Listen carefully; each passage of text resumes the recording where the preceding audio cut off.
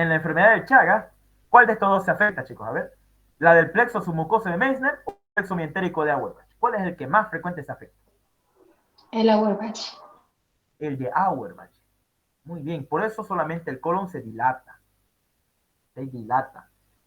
¿ya? Solamente se dilata, así como aquí, porque se afectó solamente el plexo mientérico de Auerbach. Pero ¿qué pasa si se afecta el mientérico de Auerbach y el submucoso de Meissner? Esos dos, ¿qué pasa si se afectan? Por ejemplo, en la enfermedad de Hirschsprung, los dos se afectan. Va a haber esto, no va a haber un megacolon en esta parte afectada, va a haber una atrofia, mira, así. Y este tanto, una atrofia del colon recto sigmoide, pero una dilatación compensadora del segmento proximal del colon, o sea, del colon descendente. Miren cómo se dilata, se hace grande, ¿no? Entonces, esto es lo interesante aquí en esta parte del colon. Miren cómo hay aquí dilatación en la enfermedad de Hirschsprung, que es congénita. Ausencia de los plexos, de ambos plexos, por si acaso. Y aquí en la enfermedad de Chagas solamente más frecuente se afecta el de Auerbach. Eso es lo importante y que tenemos que diferenciar uno del otro, porque así uno no solamente se lo aprende de memoria, como decía, ¿no? Se lo aprende con lógica y con criterio. Entonces aquí, miren, alteración de la inervación, ya hemos visto, por la enfermedad de Chagas, ausencia de órgano linfático, enfermedad de Hirschsprung, y aumento de la presión intraluminal, por ejemplo, en los pacientes que viven en las alturas.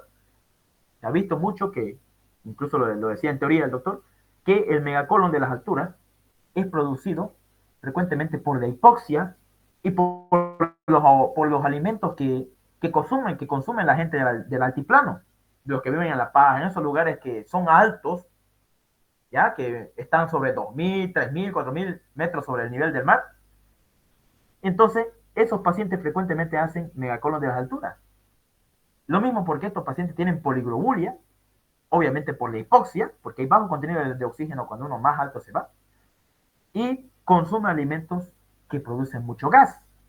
Esos dos factores principales, hipoxia y consumo de alimentos que producen gases, mucho gas en el colon, producen un megacolon de las alturas, pero no se compara el tamaño de un megacolon chagásico y de la enfermedad de Hirschsprung. Es muy distinto. ¿Ya? Y el otro que es el megacolon relacionado con el bolo. ¿Cuál es la explicación más lógica de ese megacolon relacionado con el bolo? A ver, ¿quién me puede decir esa parte? ¿Quién puede decir esa parte de la lógica? ¿Por qué un megacolon asociado al consumo de bolo, digamos, bolo de coca? ¿No? ¿Por qué creen ustedes?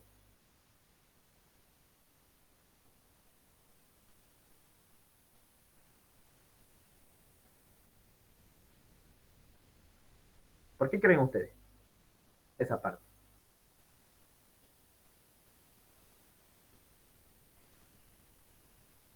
Porque el bolo mismo afecta al crecimiento de las miofibrillas, ¿ya? Afecta el crecimiento de las miofibrillas. Esa es una teoría que se dijo también.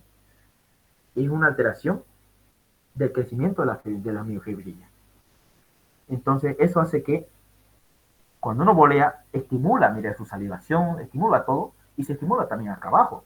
El intestino también se estimula, dándole una sensación alterada de que en realidad está alimentándose, pero no se está alimentando. Entonces, el colon va a haber una alteración de esa formación de las miofibrillas y en vez de contraerse más, se van a dilatar con el paso del tiempo. Es una de las teorías que se piensa en el megacolon relacionado con el bolo que se ve en nuestra sociedad.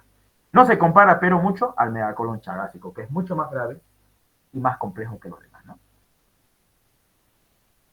Clínica.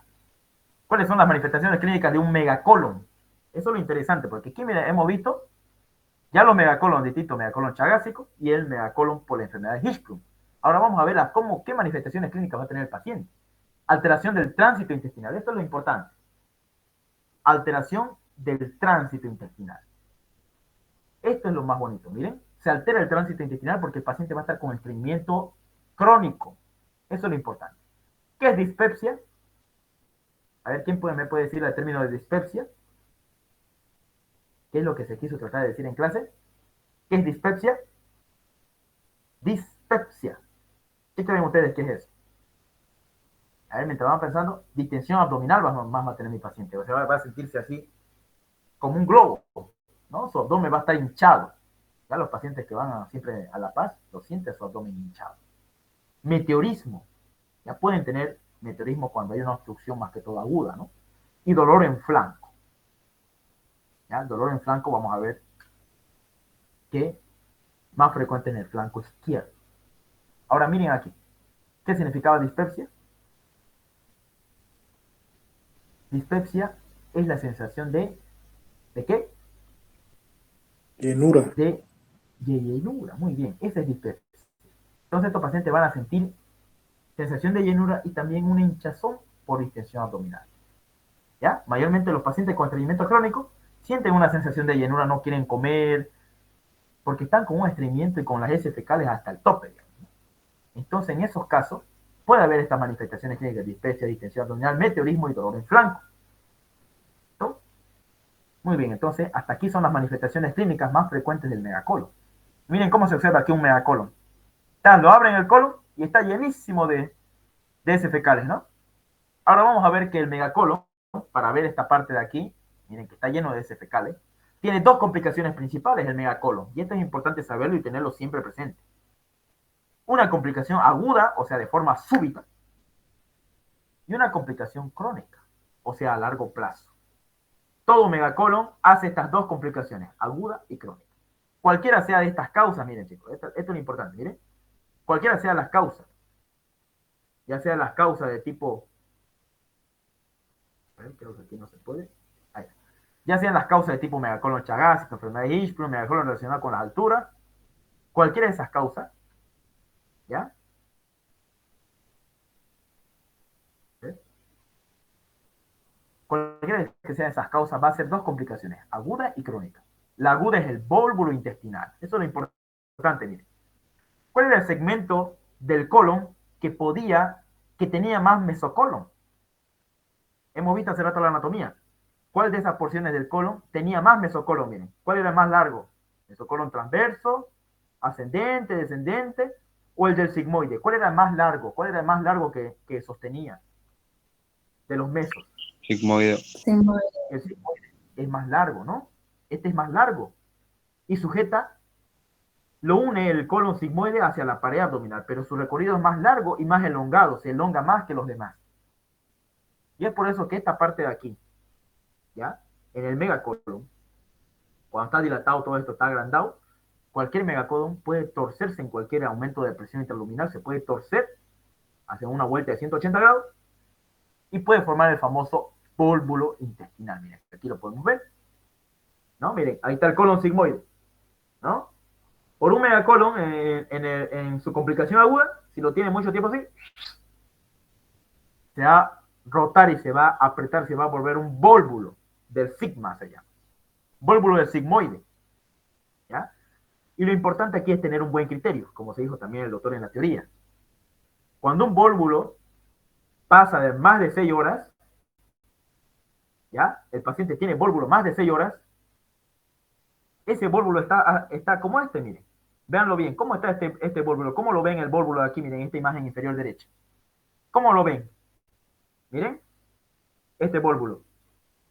Oscuro. ¿Será que más oscuro, no? Hay unas manchitas ahí, mire, de necrosis. Entonces, si pasa más de 6 horas ese vólvulo, después de haberse formado, después de haberse iniciado, se hace el tratamiento, es quirúrgico con colostomía, ¿no? Es quirúrgico el tratamiento. Eso es lo importante, esa puede ser pregunta de examen. Si pasa más de 6 horas el vólvulo, se enreda, entonces el tratamiento es meramente quirúrgico. Pero si pasó menos de 6 horas, o sea, tiene recién nomás se hizo el vólvulo, esto de aquí, se giró así recientemente nomás el colon, entonces el tratamiento directamente es con una devolvulación endoscópica. Ese es el criterio médico que uno tiene, clínico, quirúrgico que tiene que tener uno, ¿no? Si pasa menos de 6 horas, devolvulación endoscópica. Si pasa más de 6 horas, cirugía con colostomía, con al final hacerle colostomía, ¿no? Quitar este segmento del colon, peor si me está produciendo síndrome compartimental. Un vólvulo intestinal me puede producir, además de necrosis en él, me puede producir síndrome compartimental, porque está lleno de aire por dentro. Mire, se pierde las austras. Miren, en vez que tenga austras esta parte del colon rotado, no va a tener austras. Y esta parte de aquí, miren, la parte de aquí arriba sí tiene heces fecales, la parte aquí superior del vólvulo. Pero la parte inferior del vólvulo hay ausencia de heces fecales, no hay heces fecales. Entonces sí nosotros lo podemos diferenciar de fecaloma, que es una complicación crónica del colon, del megacolon. Miren, ¿qué es lo que pasa en el fecaloma? El paciente no va a estar, expulsando heces. ¿Por qué? Por el mismo hecho de tener un gran tránsito intestinal. Entonces, al haber un gran tránsito intestinal, un gran aumento de la capacidad de absorción, incluso de agua del intestino por ser más grande, más ancho, se va a producir los famosos fecalomas, y es la imagen que ven aquí, la imagen superior derecha que ustedes ven. Aquí, miren, le abren al colon y se observa aquí heces fecales, ¿no? Color amarillo. Dura, como piedra. Esa es entonces una complicación crónica de un megacolon. Ya mire, está grande ese colon, ¿no? Está hinchado, está grande. Entonces, frecuentemente formó un fecaloma en esa parte. Bien, entonces, ¿por qué hay necrosis en un vólvulo, chicos? A ver, volviendo al vólvulo intestinal. ¿Por qué hay necrosis en el vólvulo? ¿Por qué se vuelve así negro después de haber pasado 6 horas? Por alteración, aparte del tránsito intestinal, o sea, de las heces fecales que pasen por ahí, hay alteración de la irrigación del mismo colon, del mismo sector del colon. Ese es el criterio entonces importante. Alteración del tránsito y alteración de la irrigación de ese segmento del colon, en este caso el sigmoide. Ese es el criterio que uno tiene que tener. ¿Listo? Y nosotros al tacto rectal, chicos, al tacto rectal le realizamos al paciente cuando la forma es aguda, digamos, si tiene una complicación aguda del megacolon, le hacemos tacto rectal y la ampolla rectal va a estar vacía cuando es vólvulo. Le hacemos tacto rectal y no encontramos ningún fecal, porque no se olviden que la porción superior del vólvulo tiene ese fecal y la porción inferior no tiene ese fecal. Entonces la porción inferior, al hacer nosotros un tacto, no va a tener, al tacto rectal va a salir negativo. No hay heces. Pero si le hacemos tacto rectal a un paciente con fecaloma, no se olviden que el fecaloma se acumula más en el recto y en el sigmoide. Entonces, le hacemos tacto rectal en paciente con fecaloma y vamos a encontrar una obstrucción, heces fecales duras, bien duras, así como piedra. Y para eso también, aparte de hacer el tacto rectal, hacemos 2 maniobras, ¿ya? Que me va a hacer los siguientes signos. Signo de Yersuni, el signo de Finoquieto. ¿Quién me puede decir para qué sirve el signo de Yersuni? A ver, así repasando al repasado, porque uno mientras más participa, más aprende y más se le queda. A ver, ¿qué es el signo de Yersuni?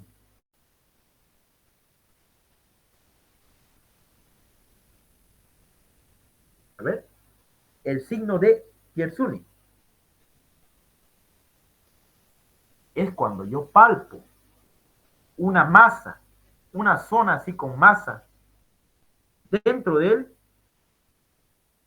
por la pared abdominal, palpo yo y encuentro algo duro. Eso de ahí se llama signo de Yersuni. Cuando yo palpo y como la plastilina, ¿conocen la plastilina, no? Lo aprieto a esa parte de las heces cuando está en el abdomen, yo lo aprieto y se ve algo duro. Y yo lo aprieto y deja como un chasquido, como digo, como un sonido de desprendimiento. Yo lo puedo apretar así como una plastilina, esa parte del fecaloma. Entonces, cuando es fecaloma, chicos, el signo de Yersuni es positivo.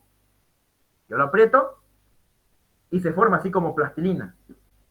No sé si alguna vez han tocado un paciente que tiene fecaloma. Yo una vez toqué.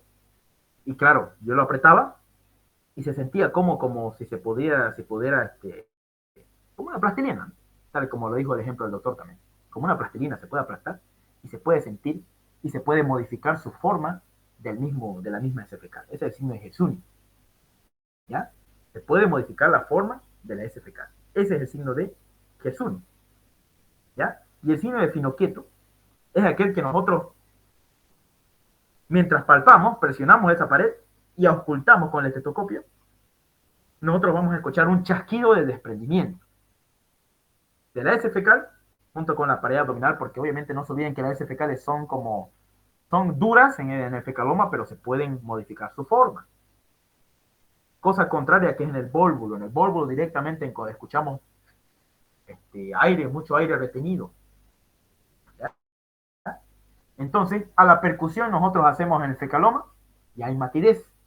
Y a la percusión hacemos aquí a nivel de del, del vólvulo intestinal y escuchamos más timpanismo que matidez. ¿Ya? Esa es la parte importante de esta parte de la percusión, del examen físico, de la clínica de los pacientes con vólvulo y con fecaloma. ¿Alguien quiere comentar algo o alguien tiene alguna pregunta en esa parte sobre el signo de Yersuni, Finochieto, sobre el examen físico y las complicaciones que tiene el megacolon? ¿Alguien quiere ¿Lo puede agregar algo? explicar de nuevo sobre el signo de Finochieto, por favor? Ya, el signo de ya muy bien, el signo de Finochieto ya es interesante porque nosotros palpamos el abdomen, ya lo palpamos el abdomen, presionamos la pared del intestino sobre la materia fecal, lo presionamos y justamente ponemos nuestro estetoscopio ahí, justamente donde está el fecaloma. Ponemos el estetoscopio en el fecaloma y escuchamos un chasquido de desprendimiento, justamente cuando nosotros palpamos hacia profundo esa parte del fecaloma. Para profundo lo hacemos y vamos a escuchar un chasquido de desprendimiento con el estetoscopio, pero se escucha eso, ¿no? Ya si en la pregunta de examen dice, el examen físico que se realiza en la palpación con el estetoscopio, escuchamos un chasquido de desprendimiento. ¿Qué signo va a ser ese? ¿De Yersuni o Finochieto? Escuchamos un chasquido de desprendimiento con el estetoscopio. ¿Cuál sería? ¿Yersuni o Finochieto? Finochieto. Finochieto, porque nosotros escuchamos un chasquido de desprendimiento justo cuando estamos palpando profundo la masa abdominal, en este caso el fecaloma. Y ahí ponemos nuestro estetoscopio ahí, justamente ahí, para escuchar ese tipo de chasquido. Y el signo de Yersuni directamente se modifica la forma de las heces fecales con la propia palpación de la misma. Ese es el signo de Yersuni. Cosa contraria que no pasa en el vólvulo, nosotros le queremos hacer el signo de Yersuni, no podemos encontrar en el vólvulo. ¿Por qué? Porque no es una plastinina, es aire. Y a la percusión, aquí en el vólvulo hay timpanismo. Y a la percusión, aquí en el fecaloma, hay matidez. ¿Ya? Eso es lo importante en esta parte. Hago sí una consultita. El doctor dijo el signo de empastamiento. ¿A qué se refiere el signo de empastamiento? ¿Es alguno de los signos que diste? Se El empasta. signo de... Sí. Este mismo es, pues, se empasta, pues, una vez cuando uno aprieta, lo empasta, es el signo de Yersuni. Ese mismo es. Ah, ese es otro nombre. Gracias. Claro, lo que él lo dice con sus propias palabras, ¿no? Pero el signo se llama mejor, oye, es antiguo estos signos. Signo de Yersuni. Porque esa pregunta lo hizo a uno de los residentes allá en las prácticas y yo no sabía cuál era. Bueno, su nombre original sería el Finoch. Quieto, dice, Yersuni. ¿no? Yersun, eso. Finochieto es el que es por la fundación, ¿no? Ese a lo que yo sepa. Porque de desprendimiento, obviamente, es el de Yersuni, digamos, ¿no? Ahora el chasquido, si te hubiera dicho el chasquido de desprendimiento, depende cómo, es Finochieto, pues directamente, ¿no? Pero el que se palpa y se comprime así la S fecal es el del Yersuni, el que se palpa y se comprime. Ah, ya. Yersun, entonces. Gracias. Mi bro, disculpa, ¿estás grabando la presentación? No, yo creo que alguien lo está grabando. ¿Quién lo está grabando? ¿Me puede confirmar, por favor? ¿Será que vos lo podés grabar si nadie puede? Claro, solo que un poquito me voy a tardar. Pero primero quiero saber si alguien lo está grabando, para que no me salga aquí y se vuelva a cargar las diapositivas. ¿Alguien lo está grabando? ¿Nadie? Ya. Vamos a encender entonces la vieja confiable. Ya. Te lo encargo, 3, porfa. Gracias. dale, ya estuvo. Entonces, así un repasito rápido. Las complicaciones aguda y crónica del mismo megacolon son dos. ¿Ya? La aguda y la crónica. Son dos las complicaciones. La aguda es el vólvulo, no se olviden esta parte de aquí, miren, vólvulo intestinal. Y la crónica es el fecaloma. Es un repaso rapidito, ¿no? Ahora, métodos complementarios de elección. ¿Cuáles son los métodos diagnósticos que yo uso? Métodos diagnósticos que yo uso de elección para poder yo hacer el diagnóstico. Miren, el primerito que tenemos es el rayos X simple de abdomen. Donde aquí yo puedo observar, ¿qué signo observo aquí? A ver, ustedes ya están H ya. ¿Qué signo aquí observo en esta parte, en esta imagen, en esta radiografía aquí? anteroposterior del abdomen. Esta es una radiografía anteroposterior. Hay lateral también, pero directamente en esta anteroposterior es de elección para ver la morfología cuando hablamos de procesos abdominales agudos. ¿Cuál sería este signo? Mire, claringo ahí se ve. No es la del grano de café. Grano de café. Eso, miren, el signo del grano de café, ¿no? Parece hasta un grano de café, ¿no? Imagínense este tamaño del vólvulo. Este es característico del vólvulo intestinal que hemos visto, ¿no? Que es una complicación aguda, ¿no? Miren, esta parte parece un grano de café, ¿no? ¿Y por qué se puede estirar tanto el colon sigmoide? ¿Por qué se puede estirar así de esa manera? Porque tiene el mesocolon sigmoideo más largo y elongado que todas las otras porciones del colon. Esa es la explicación anatómica más lógica. ¿Ya? Ahora miren aquí. ¿Tiene austras este colon de aquí? Este colon sigmoide tiene austras. ¿Sí o no? ¿Qué dicen ustedes? ¿Tiene austras o no tiene? Hay ausencia, chicos, de austras. Miren, no tiene austras esta parte del colon. Y este oscuro de aquí que ustedes ven en toda su superficie es una radiolucidez, ¿ya? Es porque hay aire en esa parte del vólvulo. Eso es lo importante y tiene forma en grano de café. Y este tamaño de vólvulo, si no se opera, si no se hace una devolvulación endoscópica a las 6 horas, vamos a hacer una cirugía, una resección, una colectomía de esta parte del colon.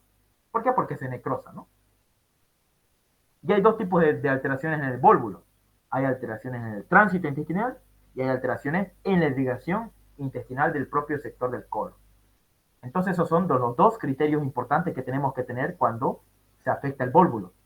Alteración del tránsito, uno, y alteración de la vasculatura o de la irrigación del segmento del colon irrigado.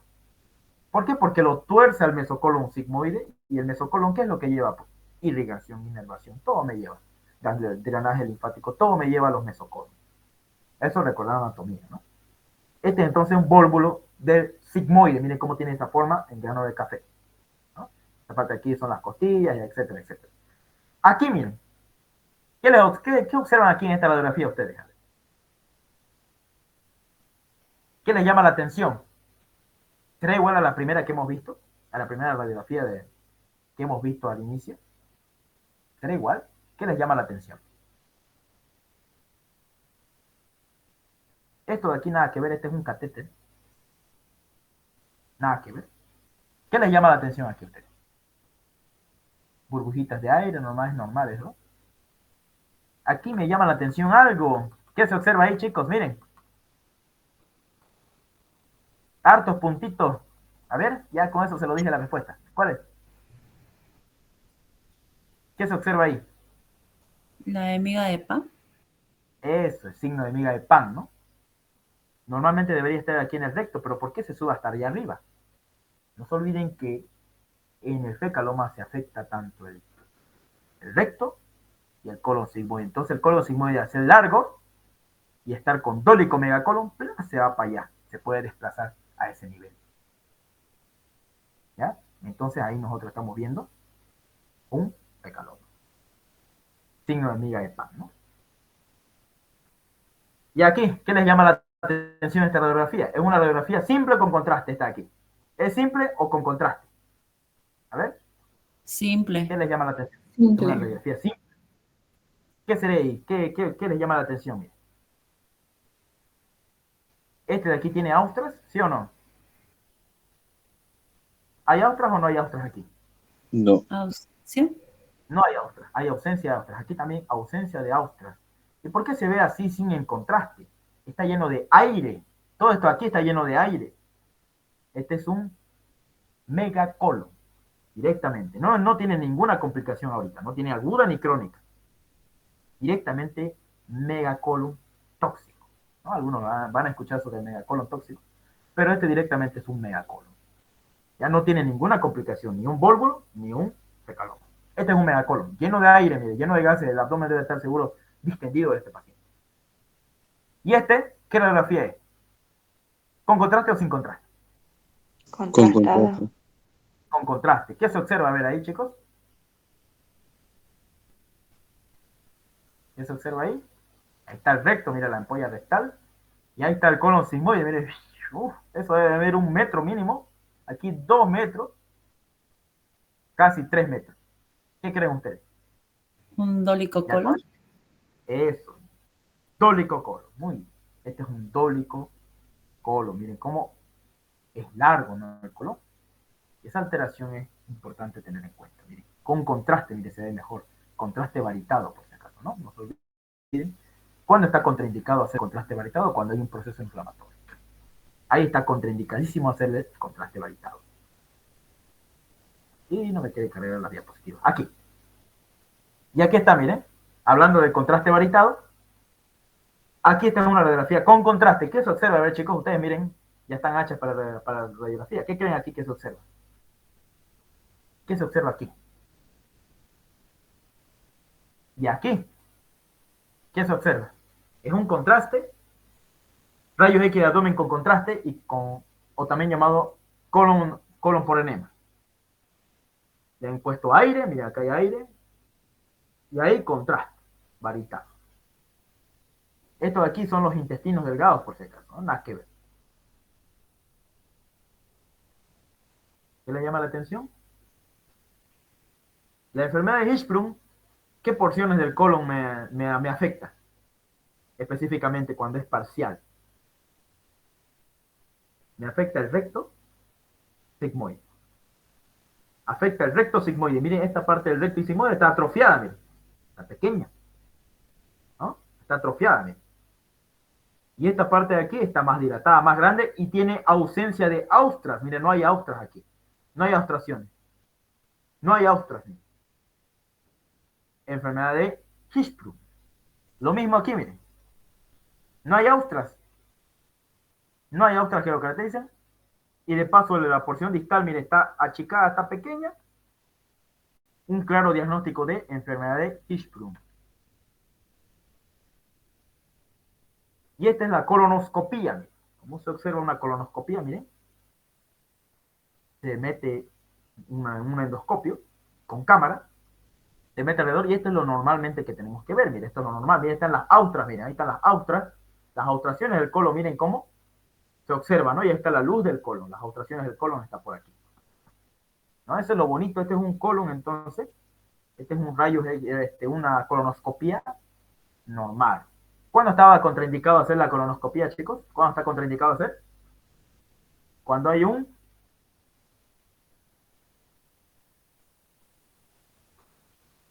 proceso inflamatorio. Está contraindicado hacer en lo más posible. Pero no es una contraindicación absoluta. Aquí está un megacolon grande, mire, el diámetro del colon está mucho más grande, pero acá hay algunas alteraciones, algunas lesiones. Ya este es otro tema. Esta es una imagen que la puse nomás por poner para ver que nosotros veamos un megacolon, pero en realidad hay otras lesiones más, llamada también megacolon tóxico. ¿Ya? Miren cómo está grandote esta parte del colon. Frecuentemente es producido por fármacos. Van a escuchar ustedes que hay fármacos que producen megacolon tóxico. Y este tipo de lesiones puede provocar. Pero aquí lo que me importó en esta imagen es que ustedes mostrarles cómo en el megacolon no hay estas austraciones. ¿Bien? No hay austraciones. Sin embargo, aquí sí hay austraciones. Este es una colonoscopía normal, miren, ¿no? Y esta parte de aquí de un megacolon tóxico. Y esta parte de aquí lo mismo. ¿Sería normal o patológico? ¿Qué creen aquí ustedes? Miren, esta imagen aquí inferior derecha. ¿Está normal o está patológico? ¿Se ve austraciones, sí o no? Patológico. No le veo patológico, no está dilatado porque aquí se ven las austraciones. ¿Eh? Austraciones, austraciones, austraciones, austraciones, austraciones. Está normal. Si nosotros vemos bien las austraciones, estamos en lo correcto. Pero aquí si vemos estas, miren estas redonditas, estas bolitas aquí. De paso vemos, no hay austraciones, miren, no se ven las austraciones y está todo eritemato, está todo rojo. Entonces este es ya más patológico, ¿no? Tomografía axial computarizada, aquí. Y tomografía sagital computarizada, aquí está esta parte. Tomografía sagital computarizada. Y esta es una tomografía coronal computarizada. Bien, tenemos tres proyecciones aquí. Un corte coronal, un corte sagital y un corte transversal. ¿No? Ustedes se acuerdan que en la tomografía, todo lo oscuro, ¿qué se dice en la tomografía cuando es oscuro? Cuando las lesiones, aire, en tomografía, no en rayos X. Esta es una tomografía computarizada. Esto no se tienen que olvidar bien. Lo oscuro se le dice, lo que no es tan oscuro se le dice hipodenso. Ya estaba entrando a ecografía. Hipodenso. ¿Ya? Cuando es oscuro, todo esto de aquí oscuro se le dice hipodenso. ¿Ya? Lo oscuro se lo dice hipodenso. Lo blanco, como son los huesos, las costillas, se le dice hiperdenso. Y lo que no es ni oscuro ni blanco, se le dice isodenso. Por ejemplo, el hígado es isodenso. Isodenso, y el riñón también es isodenso, ¿no? Y el tejido celular subcutáneo también es isodenso. Entonces, lo que no es ni oscuro ni blanco, se le dice isodenso. ¿Se entendió bien esta parte?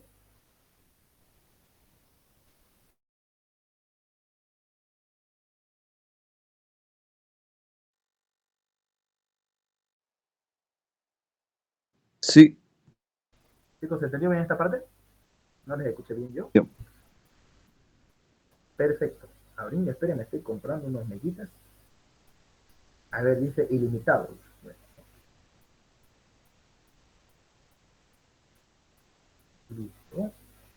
Una consulta, lo blanco que dijiste que se llamaba cuando se ve en la tomografía. Hola, hola, sí, no te escucho bien, se cortó un poco la internet. Sí, dime. Cuando en la tomografía se ve blanco, ¿qué dijiste que se llamaba? Disculpa, ¿te puedes repetir? Lo blanco es densidad ósea o calcificación, entonces se le dice hiperdenso. Aquí hablamos ya de densidad, ¿ya? En radiografía ya se dice radiolúcido, radiopaco, pero aquí en tomografía se dice lo blanco hiperdenso, lo negro hipodenso, y lo que no es ni blanco ni negro se dice isodenso. Isodenso. Gracias. Ahora, muy bien. Este es un corte sagital entonces. Este es un corte coronal. Este es un corte transversal. ¿Qué es lo que vemos aquí? A ver, chicos, aquí, miren esta parte de aquí. Vamos a empezar aquí, en esta parte inferior derecha. Aquí se observa, miren, el colon transverso. ¿No? Como yo sé que es colon transverso, porque está cerca aquí del polo inferior del riñón derecho y parte del riñón izquierdo. Ahí yo digo que esta parte, miren, aquí también está parte del vaso, del hígado. Entonces yo digo que es parte del colon transverso. Miren cómo está dilatado, está oscuro el colon, está mucho más grande y aquí hay un nivel hidroaéreo, ¿no? El paciente está echado. Mira que hay un nivel hidroaéreo. Líquido y aire. El paciente está echado, le están haciendo la tomografía. Y aquí se ve, miren, un aumento del volumen del colon, ¿no? Del tamaño, del diámetro. Entonces aquí un megacolon. ¿Eh? Esta parte también, miren el colon ascendente. Miren aquí se observa un nivel hidroaéreo, ¿no? Es común ver eso en los pacientes con megacolon. Miren aquí en esta parte, ¿qué les llama la atención aquí, chicos? Miren, ¿qué forma tiene? De grano de café.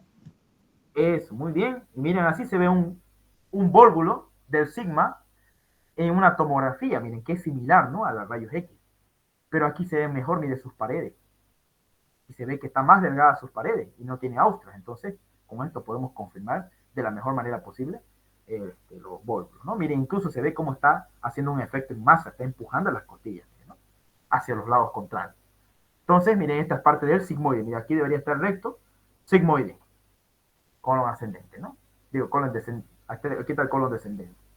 Sigmoide, y acá está el recto, acá abajo. No se ve muy bien. Y este es un corte sagital de la tomografía. ¿Miren? Aquí se ve el hígado, aquí está el corazón, aquí está el pulmón.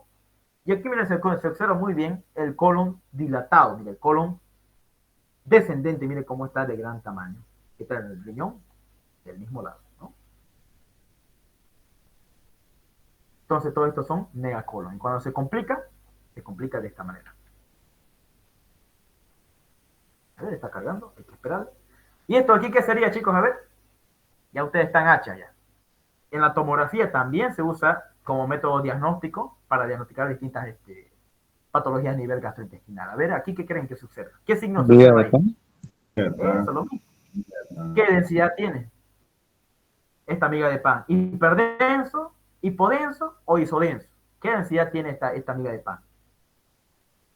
Este signo. En miga de pan. ¿Qué densidad? Isodenso, muy bien. Y esos puntitos que ustedes ven como en miga de pan que dicen, esos puntitos negritos, es porque hay aire en esas heces fecales petrificadas. Entonces, para que vean ustedes que en este fecaloma, aparte de haber crecimiento, o sea, petrificación de las heces, hay crecimiento bacteriano. Y estas bacterias producen, mire, este tipo de aires pequeños, así redonditos, porque hay un proceso de colonización en esta parte del colon. Entonces, las propias bacterias producen este tipo de orificios, miren, oscuros que ustedes ven para que se llame signo de miga de pan. Miren, aquí lo mismo, miren, un corte sagital de una tomografía, miren cómo se observa toda esta parte llena de heces fecales, ¿no? Mira, aquí está el recto, y ahí está el colon sigmoide, miren cómo se va hasta arriba.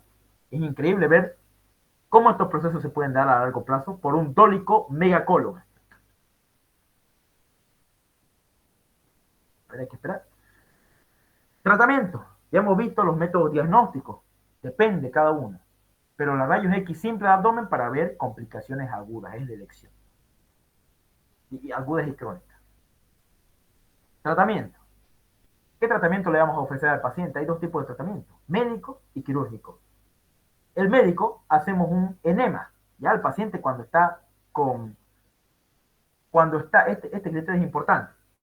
Si el paciente está con un fecaloma, pero el fecaloma no está obstruyendo el paso por completo, ¿no? O sea, no está obstruyendo la luz del colon por completo. Se hace un enema, por cuanto no está completo la obstrucción del fecaloma, se hace un enema llamado el enema de Murphy, ¿ya? Que se hace muy frecuentemente en los hospitales. Y ese enema de Murphy tiene que tener 3 características principales. Esto de aquí lo dijo muy bien el doctor en la clase, y puede ser que entre como pregunta de examen. El enema de Murphy. ¿Cuál es lo importante aquí saber del enema de Murphy? Es que contiene agua, bicarbonato y agua oxigenada. Esos 3 características importantes del enema de Murphy, ¿no? Y hay que tomar en cuenta porque puede entrar también en el examen y es importante porque se hace en el internado, en todas esas partes, ¿no? Se hace. Entonces, ¿cuándo yo hago enema? Cuando hay una suboclusión. Aquí vamos a poner suboclusión, o sea, no está oclusión. En una suboclusión, yo hago enema. Le hago enema al paciente porque no hay una oclusión completa. ¿Ya? Dieta rica en fibra para estimular la evacuación también. Importante, dieta rica en fibra. Hay que darle también al paciente para que pueda evacuar rápidamente las heces fecales. Ese es en cuanto al tratamiento médico. Pero si aún así, aunque el paciente no haga el tratamiento, aunque haga el tratamiento igual, aún así sigue las complicaciones, ya sea fecaloma o por un vólvulo, se hace el tratamiento quirúrgico. Más en cuenta si el fecaloma es muy grande y hace un síndrome compartimental. Ustedes saben que es un síndrome compartimental, ¿no? Que presiona los grandes vasos dentro de la cavidad abdominal. Los presiona. Ese es un síndrome compartimental. Una masa sólida que presiona, ¿ya?, los grandes vasos de la cavidad abdominal. Eso es lo que hace si el fecaloma, recién el tratamiento es quirúrgico. Hay que hacer miren, cuando el vólvulo tiene menos de 6 horas de evolución, ¿qué se le tenía que hacer? Chicos,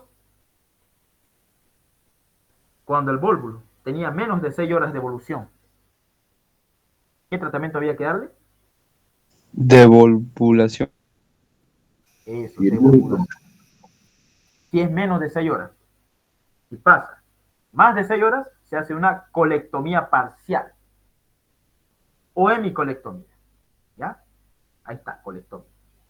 ¿Qué es colectomía? Sacar una porción del colon. Con colostomía, que es una parte del colon, la parte superior se une con la piel hacia afuera con una bolsita y la parte inferior se cierra, ¿no? Se sutura. Esa es una colostomía. La porción superior del colon, la parte superior se va hacia la piel y la parte inferior se cierra directamente. Muy bien. Esa es entonces una colestomía. ¿Qué cirugía es de elección cuando hay un megacolon? Cuando nosotros queremos acortar el tránsito intestinal. ¿Cómo se llama esa cirugía? Para nosotros acortar el tránsito intestinal en un megacolon. ¿Cómo se llama ese tipo de cirugía? A ver. Ahí está, miren. ¿Cómo se llama ese tipo de cirugía? Donde nosotros acortamos el tamaño del tránsito intestinal en un paciente con megacolon. ¿Cómo se llama la cirugía? Cirugía de Dixon, ¿no? Dixon. Cirugía de Dixon. ¿Para qué sirve? Para cortar el tránsito intestinal del megacolon. Para eso nos sirve la cirugía de Dixon. Ahí están las indicaciones principales, ¿eh? Pero lo importante de esta cirugía de Dixon, ¿ya? Se usa en el megacolon del adulto, hablando de este tema. También en cáncer del recto superior medio, en cáncer del sigmoide, y también se usa en la diverticulosis con compromiso inflamatorio o con complicaciones, como la diverticulitis hemorrágica, ¿no? Entonces, la cirugía de Dixon se encarga de eso, acortar el tránsito intestinal. Nada más. Y aquí está, mire chicos, una vista endoscópica de una devolvulación endoscópica, mire. Devolvulación endoscópica, mira ahí cómo se había torcido el colon sigmoide, y nosotros hacemos lo que es la devolvulación endoscópica con el endoscopio. Bien. Vamos a ver entonces la otra parte. Y nos pasamos a esta parte de aquí que es importante. ¿Dudas que tengan alguna pregunta o algo que quieran agregar a la charla de hoy? ¿Qué era el síndrome compartimental? El síndrome compartimental es cuando aumenta la presión intraabdominal. ¿Ya? Hay aumento de la presión intraabdominal.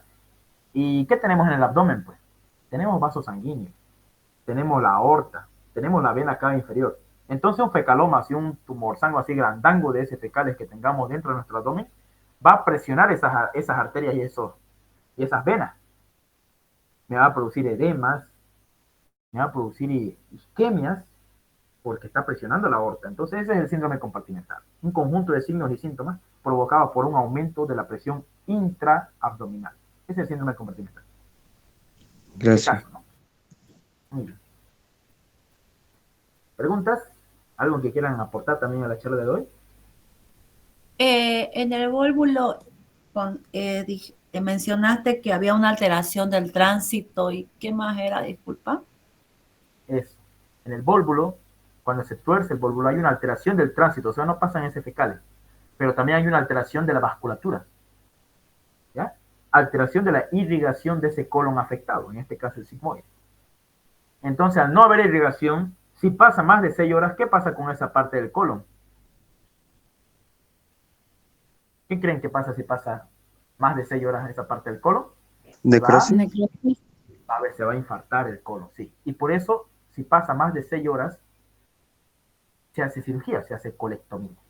De esa parte se hace la resección de esa parte del colon y al final se hace una colostomía. Ya saben cuál es la colostomía, ¿no? Cuando se pone, la colostomía es cuando se pone la parte superior del colon hacia la piel. Miren, ahí tiene una bolsita de colostomía. Y la parte inferior, donde está conectada con el recto, se deja ahí, se sutura y se cierra, ¿no?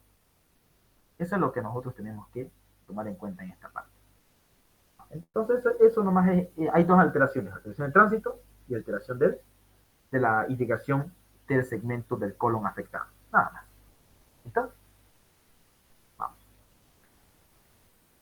Vamos a ir entonces a la enfermedad diverticular.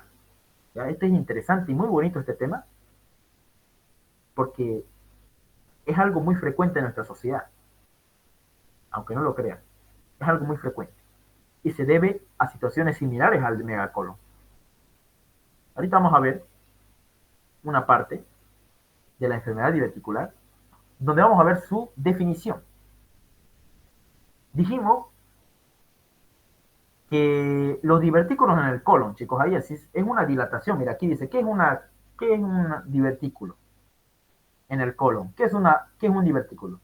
Es una evaginación, o sea, hacia afuera, evaginación de la mucosa, que junto con la serosa, por un aumento de la presión intraabdominal. Eso es lo importante aquí, igual que el megacolon, ¿no? En zonas de debilidad de la pared. ¿Se acuerdan que en la histología hemos visto una zona de debilidad? ¿Dónde era esa zona de debilidad? En la histología que hemos visto al inicio. ¿Dónde era esa zona? el ángulo compuesto por la tenia del colon, o sea, por el músculo liso circular y longitudinal. Esa parte de aquí, ese ángulo es una zona de debilidad. Y por ahí salen lo que son los famosos divertículos. Zona de debilidad de la pared del abdomen. Eso entonces es la definición de un divertículo intestinal. Es un pseudodivertículo, ¿por qué? Porque solamente contiene mucosa y serosa. Hay dos teorías importantes que tenemos que tomar en cuenta para la formación de un divertículo. Degeneración de las fibras musculares. Uno, esa es una de las teorías que dice que mientras más presión intraabdominal haya, mayor degeneración va a haber de las fibras musculares, que van a haber hipoxia, isquemia, dice. Y eso va a producir en las zonas de debilidad una salida. Esto de aquí se llama, miren esta imagen de aquí, divertículos se llama. Puede ser uno o dos. Si hay varios divertículos, se dice diverticulosis. ¿Ya? Eso es lo importante. Si hay uno, solamente divertículo. Pero si hay varios divertículos, mira así pequeñitos, se dice diverticulosis. ¿Ya? Tiene dos formas la diverticulosis. Más adelante vamos a ver cuáles son las dos formas que tiene la diverticulosis. Entonces, miren, una teoría dice degeneración de las fibras musculares por aumento de la presión intraabdominal que produce hipoxia isquemia. Y así se degeneran las fibras musculares. Uno, esa es la primera teoría. La segunda es por disminución proteica de las miofibrillas. Tal vez no hubo una buena alimentación o la misma aumento de la presión intraabdominal produce que no se forme la suficiente proteína para formar más músculo o más miofibrillas. Eso quiere decir aquí disminución proteica de las miofibrillas. Dos teorías importantes que tenemos que tomar en cuenta, ya sea para el examen o para la propia vida, ¿no? Y aquí, miren, se observa aquí una imagen, donde se observa aquí, miren, divertículos, ¿no? Varios divertículos. Miren, qué belleza. Bueno, para mí qué belleza, pero para el paciente no, ¿no? Pero miren, acá varios divertículos han salido justamente en las zonas de debilidad, miren. Entre el músculo, entre la tenia del colon y la afta, ¿no? Ahí salen los famosos divertículos, ¿no? Miren, aquí está el intestino delgado, y aquí está el colon, ¿no? El aumento de la presión por obstrucción crónica intestinal, o sea, un estreñimiento crónico a largo plazo, de larga data, es por un estreñimiento, miren, esa obstrucción, el estreñimiento produce, ¿ya? El estreñimiento da un aumento de la presión intraabdominal crónica intestinal. Y hasta a la vez produce un mayor esfuerzo al defecar, al del paciente, y una mayor proliferación bacteriana. Estos dos puntos son importantes y que se dijo en la teoría. Y esto, tomarlo mucho en cuenta. El estreñimiento, ¿qué es lo que me produce en el paciente? Mayor esfuerzo al defecar. Entonces, ¿qué pasa si el paciente tiene mayor esfuerzo para defecar, chicos? ¿Qué es lo que se va a aumentar? Si tiene mayor esfuerzo al pujar el paciente, ¿qué es lo que se va a aumentar? ¿Qué se va a aumentar? A ver, ¿qué creen ustedes cuando el paciente tiene mayor esfuerzo para defecar? ¿Qué se va a aumentar? La presión intraabdominal, porque está forzando su musculatura del abdomen para expulsar esa heces fecal. Y eso me puede producir divertículos. Mayor proliferación bacteriana, sí. Porque aquí, miren, esto de aquí, ¿qué sería? Miren, esto de aquí son divertículos, miren. Y ahí se puede quedar un fecaldito.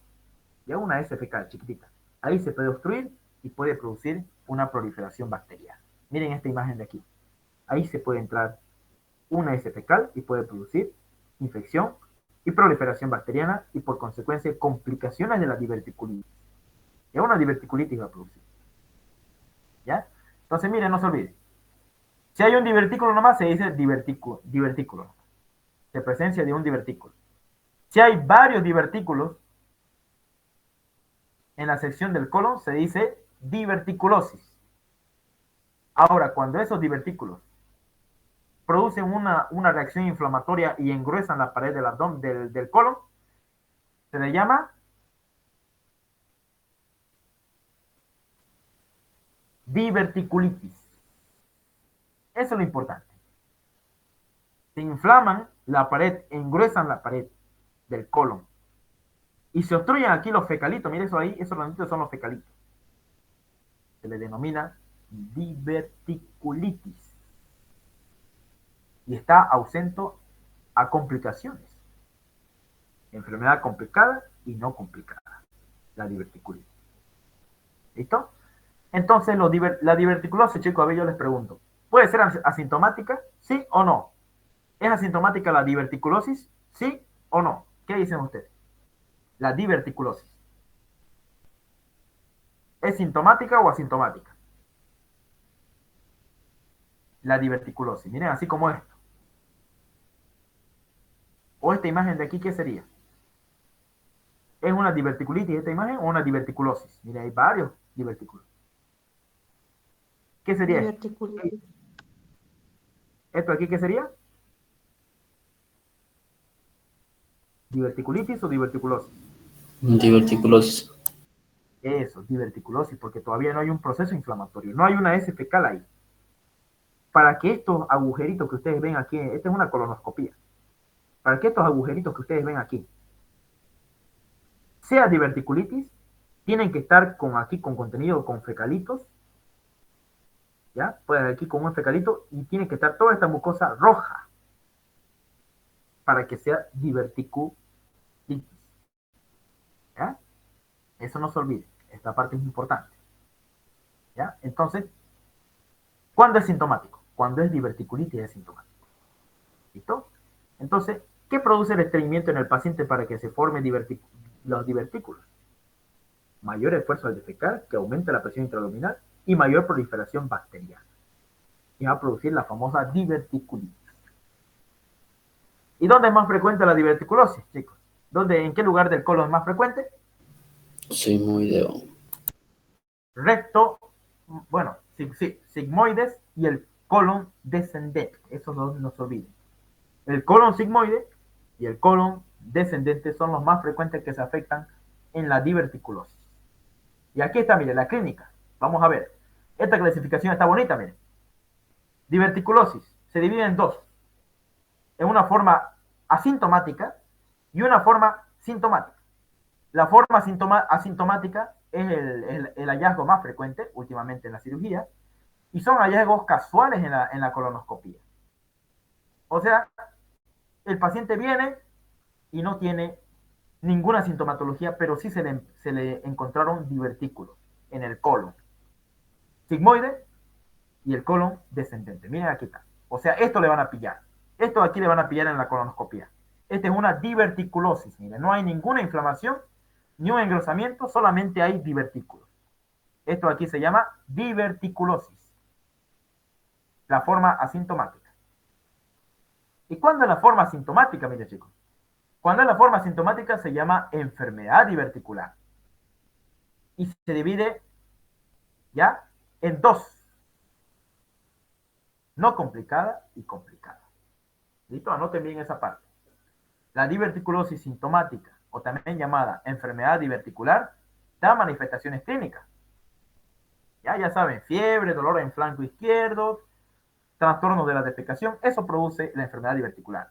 Pero hay dos tipos, complicada y no complicada. De la no complicada se llama diverticulitis. Anoten bien esa parte. La no complicada se llama diverticulitis. Vamos a hablar de la no complicada. Es un proceso inflamatorio de la pared del divertículo manifestado por fiebre, dolor en flanco izquierdo y trastorno de la defecación. ¿Por qué dolor en flanco izquierdo, chicos? A ver. ¿Y por qué trastornos en la defecación? Todo tiene su porqué. ¿Por qué el dolor en el flanco izquierdo de estos pacientes con diverticulitis? ¿Por qué? Y no en el derecho. Es la porción descendente. Eso, por la porción descendente y el colon sigmoide es más frecuente que haya la diverticulosis y por ende diverticulitis, ¿no? ¿Y por qué trastorno de la defecación? Es una diverticulitis. A ver, algo más específico. ¿Por qué el trastorno de la defecación? Sabemos que es por estreñimiento, pero ¿por qué, digamos? ¿Qué pasa ahí a nivel de la luz intestinal? ¿Cómo están las paredes cuando hay diverticulitis? Aquí miren, ¿cómo están las paredes? ¿Están delgadas o están engrosadas? Están engrosadas. Entonces eso produce una obstrucción intestinal. La acción inflamatoria. Por eso dice aquí fiebre, obviamente porque hay un proceso inflamatorio, dolor en el flanco izquierdo por el colon descendente, como decía el compañero, y trastorno de la defecación. Eso es en la no complicada. Y aquí encontramos, miren, la no complicada, ¿no? O sea, diverticulitis. ¿Y cuándo es la forma complicada, chicos? Esto es interesante. ¿Cuándo es la forma complicada? Cuando hay sangrado, mira que hay un divertículo y ahí sangró, mire. Entonces las complicadas se encuentran primero el flemón. Primero se forma un flemón, luego un absceso. Mira, acá está un absceso, ¿no? A nivel del divertículo, mira, ahí está un absceso que se puede perforar, mira, aquí está, y producir un abdomen agudo perforativo. Va a haber también, puede haber fístulas, ¿ya? Y puede haber hemorragias. Estas son las complicaciones de la diverticulosis, de la diverticulitis, de la enfermedad diverticular sintomática. Mira, ahí está hemorragia, ¿no? Puede sangrar el paciente. Puede haber abscesos y colitis aquí. ¿Por qué? Porque una va a ser motivo para que se venga la flora bacteriana y colonice ese lugar del divertículo inflamado. Diagnóstico. ¿Cuál es el método diagnóstico de elección cuando hay diverticulosis? ¿Cuál es el método, chicos, de diagnóstico cuando hay diverticulosis? A ver, pensemos. ¿Será que yo le puedo hacer a un paciente el método diagnóstico llamado colon por enema a un paciente con diverticulosis? ¿Le puedo hacer, sí o no? ¿Qué es? Tiene diverticulosis. ¿Le puedo hacer colon por enema? ¿Qué dice el público? Como dice el Yerimoa. ¿Qué dice? ¿Le podemos hacer un colon por enema a un paciente con diverticulosis? Sí se le puede hacer, porque no está inflamado. Y miren, aquí se ve una radiografía de abdomen. ¿Es con contraste o sin contraste esto, chicos? ¿Con contraste o sin contraste? Con contrastes. Excelente, con contraste. Con contraste por colon por enema, con contraste varitado. Mira, aquí está el recto. Miren, ahí lo ven el recto, con las válvulas de Austin. Ahí están, miren, las válvulas de Austin son superior, medio, inferior y así. Anatomía, ¿no? Aquí está el colon sigmoide, mira, aquí está el colon descendente, miren. Y parte del colon transverso, miren. Como todo esto aquí está lleno por la famosa diverticulosis. Muy bien. Diverticulosis, miren, toda esa parte está llena de divertículos, miren. No hay austras, ¿no? No hay austras, no se ve o se ve muy poco. Entonces tengo una radiografía de un paciente con diverticulosis. No, mire, si le puso un colon por enema, miren, está el recto, ¿no? Y esta radiografía de aquí también, miren. ¿Dónde se encuentra la lesión, chicos? Colon ascendente, colon transverso, colon descendente, sigmoide. ¿Dónde se encuentra la lesión aquí? Ascendente y sigmoides. En el descendente, en el sigmoide. En el ascendente no hay mucho, ahí nomás hay heces fecales aquí. No se ve mucho lo demás, no hay heces fecales nomás. Aquí miren, el descendente está más chico, incluso más delgado que el colon, ¿no? Y acá el sigmoide mucho peor todavía, ¿no? Entonces aquí el colon transverso está normal. Y solo se afectó el colon descendente y el sigmoide, que son los lugares más afectados por la diverticulosis. Y tengo una rayos X anteroposterior. Y esta de aquí, chicos, es una colonoscopía. ¿Ya? Entonces no se olviden, esto es importante. ¿Cuándo se usa? ¿Cuándo se usa rayos X con contraste o por colon por enema? ¿Cuándo se usa? Cuando hay solamente divertículos y no hay inflamación. Pero si hay inflamación y el paciente está con dolor, está con fiebre, está con dolor en el flanco izquierdo, y ustedes saben que tiene diverticulitis, entonces no le hacen rayos X con contraste. ¿Ya? Con contraste no se le hace colon por enema. ¿Ya? Y aquí esta imagen debería moverse y no se mueve. ¿Ya? ¿Qué habrá pasado, no? Pero bueno. Y la colonoscopía, chicos, el otro método de estudio. ¿Le vamos a hacer a un paciente con diverticulitis o con diverticulosis? ¿En cuál le vamos a hacer, chicos, de la colonoscopía? Diverticulosis. Excelente. ¿Por qué? Porque en la diverticulitis podemos aumentar la presión intraluminal y producir perforación y sobreinfección del mismo divertículo. Aquí también es una colonoscopía donde se observa, miren ahí. Aquí se observa varios divertículos, ¿no? Miren ahí. a nivel de la luz del colon. Ahí está, mire, ya se movió. Este es, mire, una colonoscopía de un paciente con complicaciones de una diverticulitis. Miren, ¿qué creen? ¿Qué complicación es, mire, de la enfermedad diverticular? ¿Qué hizo, mire, ustedes en su simple vista?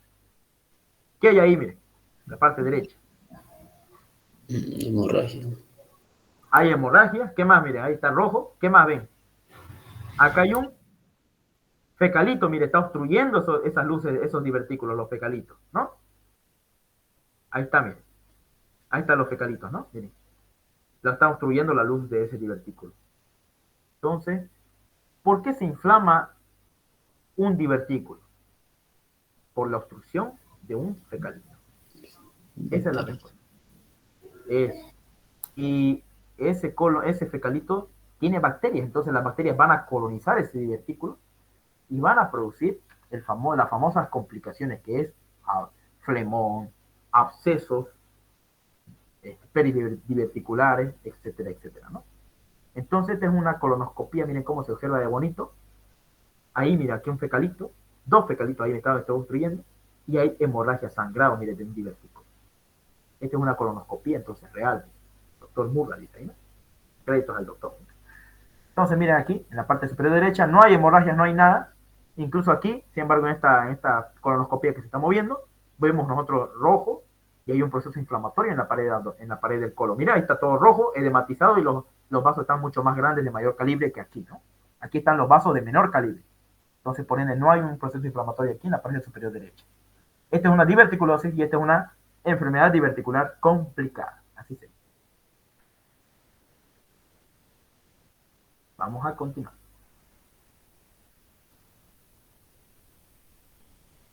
Tomografía. La tomografía computarizada con contraste es de elección para los procesos agudos. O sea, ¿qué método de estudio le voy a hacer a un paciente que tiene diverticulitis? No le tengo que hacer rayos X con contraste, tampoco una colonoscopia, pero sí le voy a hacer una tomografía. Así que esto de aquí es pregunta de examen, más que seguro, ¿no? Ahí está, miren, reconozcamos estructuras, chicos, aquí. Esta es una rayos X, esta es una tomografía. ¿De qué corte es? ¿Sagital, coronal o transversal? O axial, en otras palabras. ¿Qué corte es este? Coronal. Coronal. Muy bien, coronal. Muy bien. El hígado, ¿qué densidad tiene?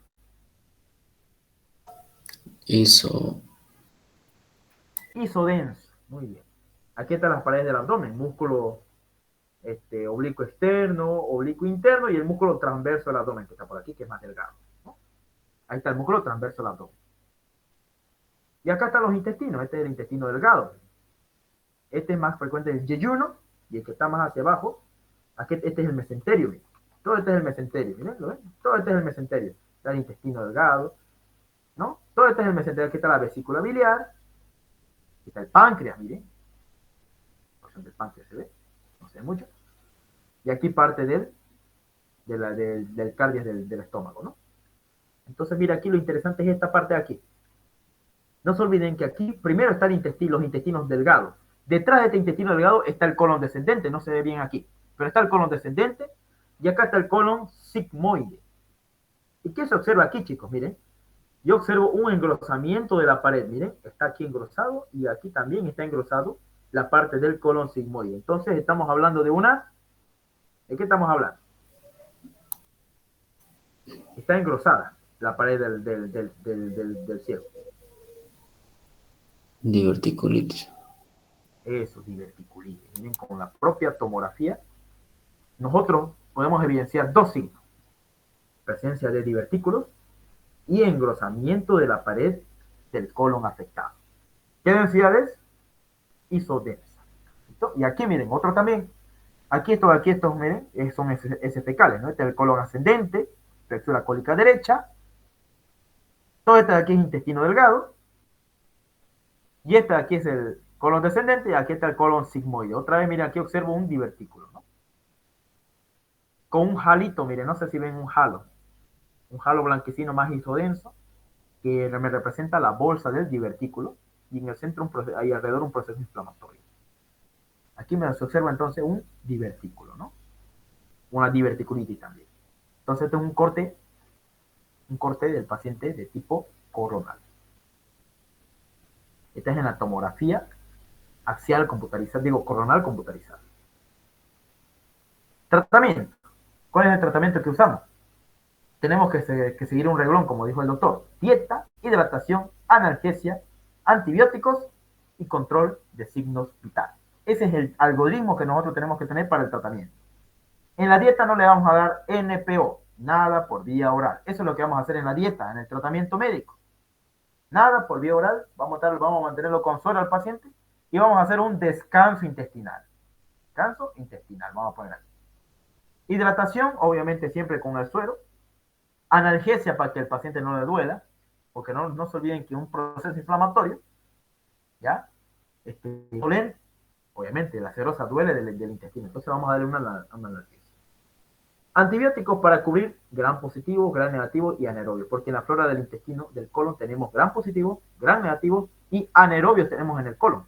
Entonces vamos a dar antibióticos como cefalosporina de tercera generación, como la famosa, ¿cómo se llama esta? La cefalosporina de tercera generación, la ceftriaxona, ¿no? El metronidazol, porque para cubrir anaerobios, que son la flora del colon, y los aminoglucósidos. Son fármacos antibióticos que nosotros tenemos que usar y son de gran alta gama para poder disminuir en lo más posible el proceso inflamatorio a nivel de los divertículos. No se olviden que es por una obstrucción de un fecalito y la colonización bacteriana que produce ese tipo de diverticulitis, ¿ya? Produce diverticulitis, ese proceso de obstrucción de un fecalito y proliferación bacteriana del divertículo.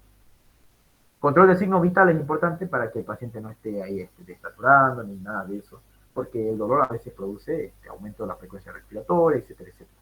Tenemos que controlar entonces bien sus signos vitales. Y esto de aquí es lo que les quería mostrar en la noche de hoy. Una de las complicaciones que se llama hemorragia diverticular. ¿Miren? La hemorragia diverticular es una de las complicaciones que se ve mucho en lo que es la famosa la complicación de la diverticulitis, que hemos visto hace rato en el GIF. Son el 90% de las hemorragias digestivas bajas, o sea, como ven ustedes, es frecuente nomás. El 90% para el sangrado paran el sangrado sin cirugía, o sea, no pasa nada. Uno le puede dar a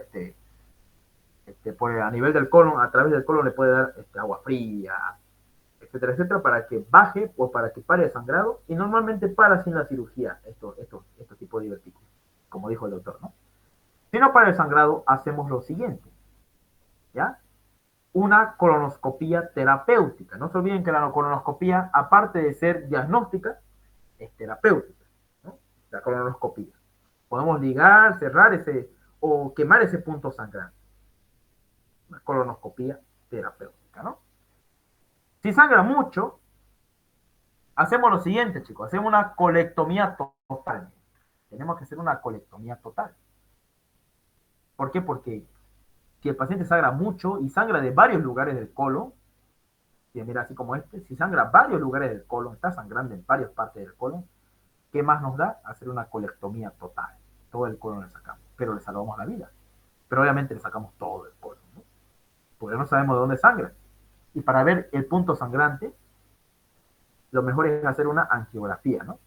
Y así, miren, como este tipo de aquí arriba, se hace una angiografía con contraste para buscar el foco hemorrágico, mira, así como se ve aquí, el foco hemorrágico de la lesión a nivel del colon. Para eso se hace la angiografía, para buscar o localizar el foco hemorrágico en una hemorragia diverticular. Eso es lo importante y que tenemos que tomar en cuenta. Y si uno le pregunta, por ejemplo, ¿para qué sirve la angiografía con contraste en las complicaciones de la diverticulitis? ¿Qué dicen ustedes? ¿Para qué sirve la angiografía?